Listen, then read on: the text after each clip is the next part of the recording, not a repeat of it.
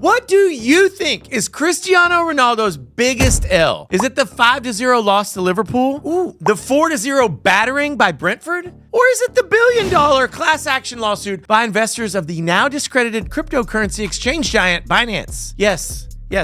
It's gotta be that one. Portuguese soccer star Cristiano Ronaldo has been hit with a billion-dollar lawsuit. And today, here, right now, with me, America's attorney, we're gonna break down that lawsuit. Let's get started. Now, before we jump into the nitty-gritty of these claims, let's talk about what led to this lawsuit. As you probably know by now, cryptocurrency exchange Binance has recently been making headlines after CEO Changpeng Zhao resigned and pled guilty to a felony. Binance itself was fined over $4 billion with a B dollars for violating anti-money laundering laws and sanctions laws. Now, Ronaldo comes into the story thanks to his close relationship with Binance after releasing their CR7 collections of NFTs and continuing brand promotion. The lawsuit itself focuses on the NFT collaboration between Ronaldo and Binance. And now I'm looking at you and you're looking at me and we're both sitting here and we're wondering what the heck an NFT is. Well, a non-fungible token is a unique digital identifier that is recorded on a blockchain and is used to certify ownership and authenticity.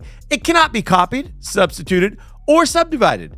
The ownership of an NFT is recorded in the blockchain and can only be transferred by the owner, allowing NFTs to be sold and traded. Now, in layman's terms, it's a digital image with a version number attached to it that's connected to a blockchain. Now, you may remember some of the more popular NFTs like the Bored Ape Yacht Club NFT held by celebs like Tom Brady and Justin Bieber, or maybe you remember the CryptoPunks owned by celebrities Steve Aoki and Mark Cuban. Why is Ronaldo's collaboration with Binance a problem? I mean, allegedly. The lawsuit claims that Ronaldo aimed to help Binance successfully solicit or attempt to solicit investors in Binance's crypto-related securities from Florida and nationwide. Because of this goal, the plaintiffs believe Ronaldo is at fault for misleading investors into thinking that all of Binance's crypto assets were safe, not just his great NFT collections, which we now know to be untrue. The lawsuit argues that once users signed up for Binance in order to purchase the CR7 NFTs, they were more likely to invest in other Binance crypto tokens that were not formally regulated, which makes any losses partially Cristiano Ronaldo's fault, according to the lawsuit. And now we're finally ready to break down the 9 claims in the lawsuit. Violations of the Florida Statute Section 51707, violation of the Florida Deceptive and Unfair Trade Practices Act Section 501.201, violations of the California Security Laws Sections 25110 at SEC, violations of the Unfair Competition Law Businesses and Professions Code at Section 17200, violations of the Colorado Securities Act Section 1151101, violations of the Colorado Consumer Protection Act Section 61011, civil conspiracy, conversion, and aiding and abetting conversion. Whew! I almost quit filming. That is a mouthful. So let's break down each of these claims painstakingly, one by one, in microscopic detail, in depth.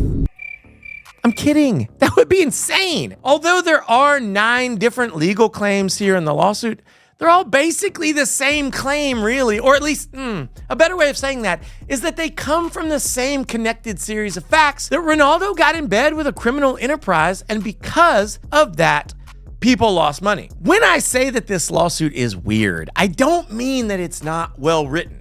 It's a very well-written lawsuit. It's also one of the longest lawsuits that I have personally ever read at 129 pages. But almost none of it is about the soccer player or footballer who's a defendant in the lawsuit. Instead, the lawsuit is a long and detailed explanation of the creation and development and processes of the Binance.com ecosystem of businesses. It's almost like an afterthought that Ronaldo is included in the lawsuit in terms of the degree to which the complaint is focused on him.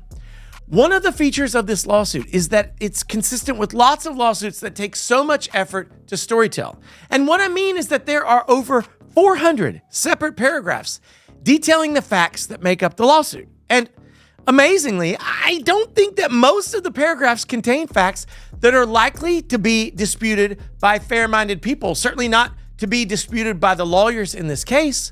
For instance, the pages and pages and pages of the lawsuit that tell the background of Binance are really straightforward. And there's no reason for Ronaldo or his lawyers to try to muddy the waters and say that's not what was happening at Binance. Instead, there are just a couple of paragraphs that actually matter out of those 400 paragraphs. So I want to focus on those for just a minute. Now listen to this paragraph from the lawsuit. I'm going to read it verbatim.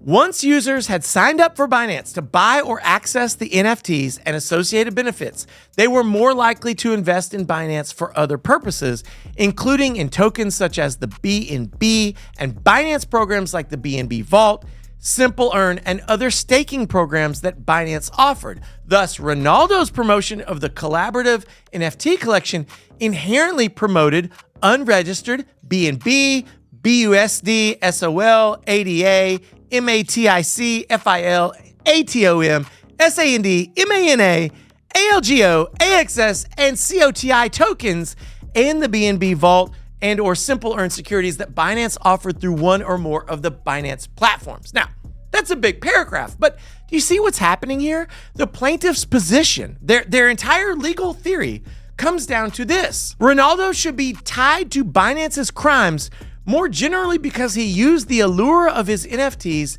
to bring unsuspecting people to the platform. That's it. That's like the kernel of the case, the linchpin.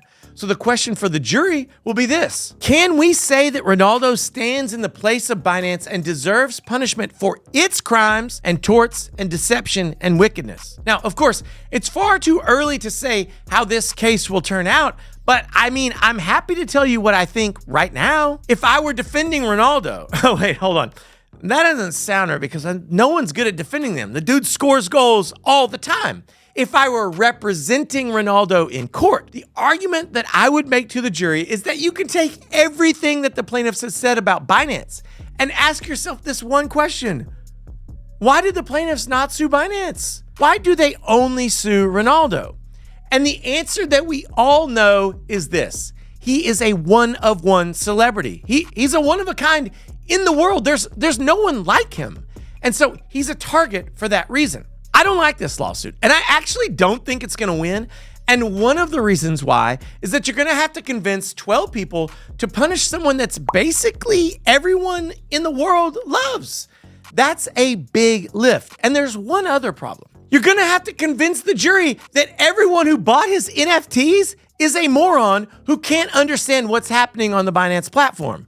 I don't know. I really don't think a jury's gonna buy that. There was a moment in this lawsuit in which I actually laughed out loud. And before I go, I have to share it with you. Let's look at paragraph 285. This is what it says. Mr. Ronaldo continues to partner with and promote Binance across his media and online platforms. Notably, Mr. Ronaldo still promotes Binance on his official website, which lists Binance as one of the brands that Ronaldo works with and believes in. Even though Binance has been convicted of financial crimes and agreed to pay billions of dollars and had its CEO barred for life, in November of 2023, Ronaldo is still promoting Binance on his website. It's like he either doesn't know or he doesn't care. Hey, he was just making money from selling NFTs. I get it. Anyways, that's the 130-page lawsuit in a nutshell. Get it? Nutshell? Because it's a nutty lawsuit? I don't know. You think you can do better? You got better puns? Get down below in the comments section and hit me with your pro se opinion and your pro se puns. And don't use ChatGPT to come up with better puns than me. What do you think of the claims in this billion-dollar lawsuit? Should Ronaldo settle or should he fight? And don't go anywhere after you make your comments because I have many, many more videos on crypto scammers and lawsuits that you'll have to watch. Anyways, I'll be back soon with more videos, so subscribe, and I will see you soon. Bye.